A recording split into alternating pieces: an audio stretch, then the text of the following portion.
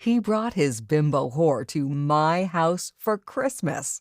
And I knew I'd end up in jail or the grave unless I did something drastic to change my life. Hi, my name is Angela Carter. What I'm about to share with you is hands down the most humiliating moment of my life. It was the first Christmas after my divorce, and I can still feel the heat of my face blazing firetruck red. How I felt frozen in my shame. I had spent my entire life manifesting the perfect life for everyone else, but completely ignored myself in the process. I never felt like I had the time or energy for me.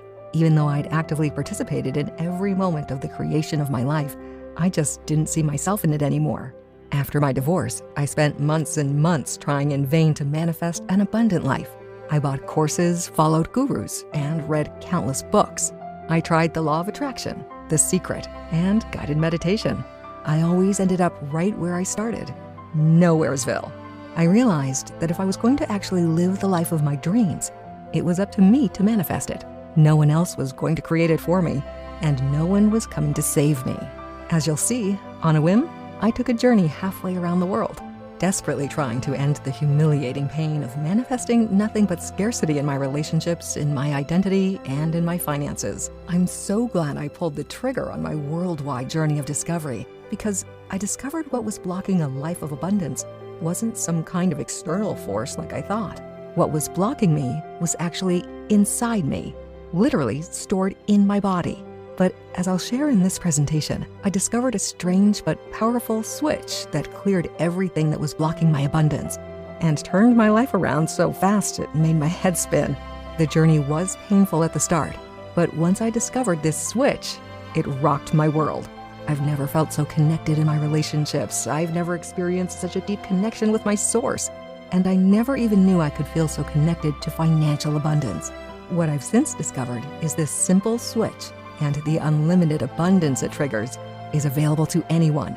My humiliating story demonstrates how you too can discover how to rewrite your story into one of unlimited abundance, starting as soon as today.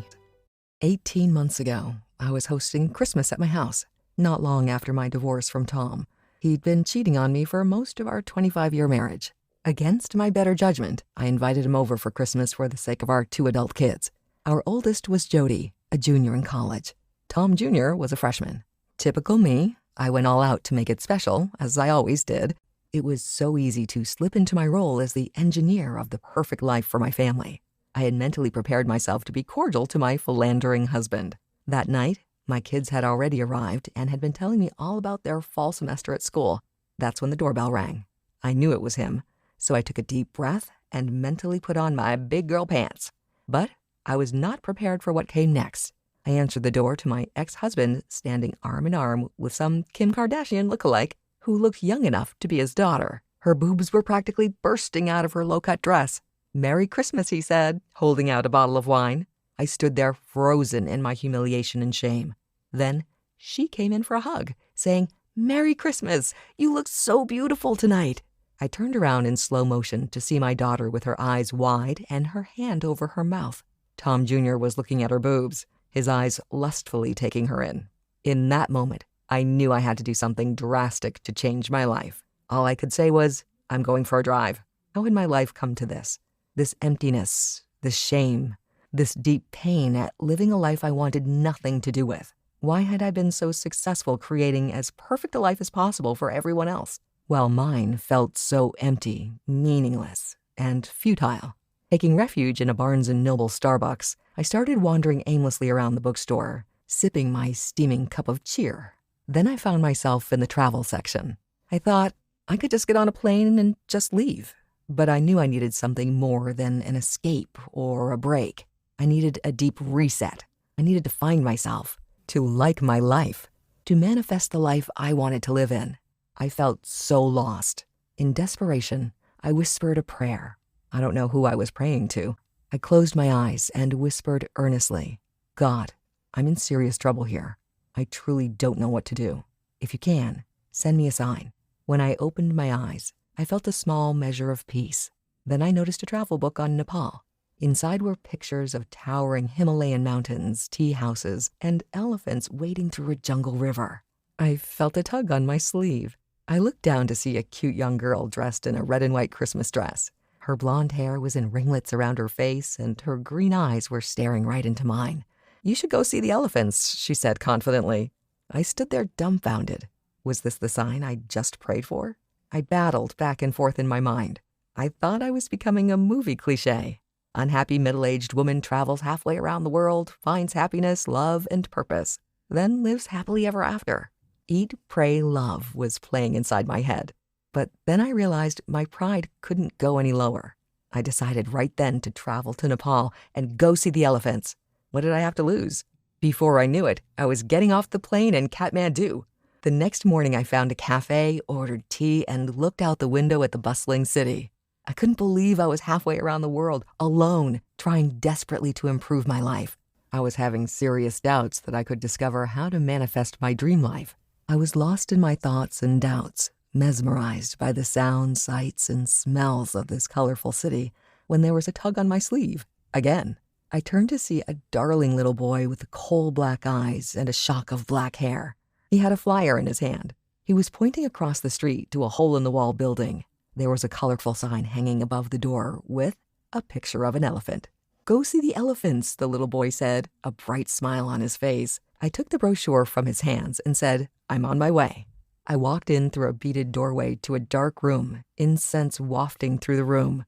Sitting behind a desk was a sight I was not expecting.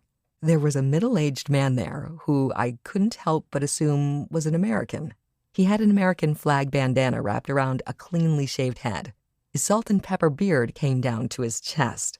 "Good morning," he said with a welcoming smile. His eyes sparkled intelligence, warmth, and kindness. Hello," I stammered, just a little surprised. "Not expecting to see someone like me?" he asked. "Well, not exactly." "Not to worry," he replied. "I get that all the time." "Welcome to Kathmandu. Why are you here?" he asked. "I want to see the elephants," I said. "Of course," he said, peering uncomfortably deep into my eyes. "But why are you here?" At that moment, I knew he wasn't asking about my travel plans. He was asking why I traveled halfway around the world by myself, and why I looked like a lost puppy. In that moment, I relaxed into a realization. I had nothing to lose. My quest for finding myself, for manifesting a life I loved, for escaping my dreary life, had led me here. I'd even asked God for a sign.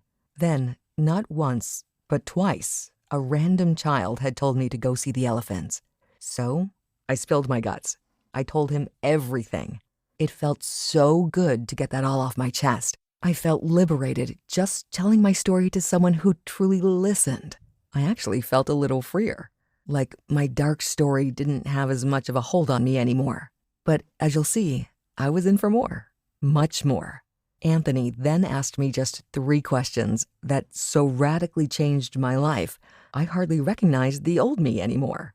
These same questions can transform your life too, helping you manifest a life you only thought was possible in the movies. A life with purpose and personal identity, deeply connected relationships, abundant health, not to mention wealth beyond your wildest dreams. The first question Anthony asked was this: have you heard of trauma stored in your cells of your body? His question took me by surprise. Stored bad memories? Sure, but I never heard of trauma stored in the physical body. Anthony went on to tell me about the world's #1 authority on trauma. He's a Dutch researcher named Bessel van der Kolk. His life's work is a book called The Body Keeps the Score. In it, he describes how trauma, painful events, negative experiences are literally stored not just in our memories, but in the cells of our bodies. Anthony went on to tell me about something called epigenetics, which is stored trauma that is passed down from one generation to the next. In a now famous experiment, researchers took a group of mice and paired the scent of cherry blossoms with a mildly painful electric shock. Eventually, when they smelled cherry blossoms, the mice freaked out, anticipating the shock. Then, the researchers tested their descendants. Even in the 6th generation, the scent of cherry blossoms would freak out mice who had no actual experience of the electric shock. They just had the genetic memory of it. I couldn't believe that in that moment, I was living in a body impacted not just with my own stored trauma, but with the stored trauma of my ancestors. I had to be honest, I had never heard of anything like this. Looking back on my life, and what I knew of just my parents' and grandparents' lives filled me with a sense of dread. What had I been carrying in my body for decades? Anthony then explained that this scientific discovery confirms what ancient Eastern teachings have held for millennia, that what we carry in our bodies blocks us from manifesting the lives we want, need, and deserve.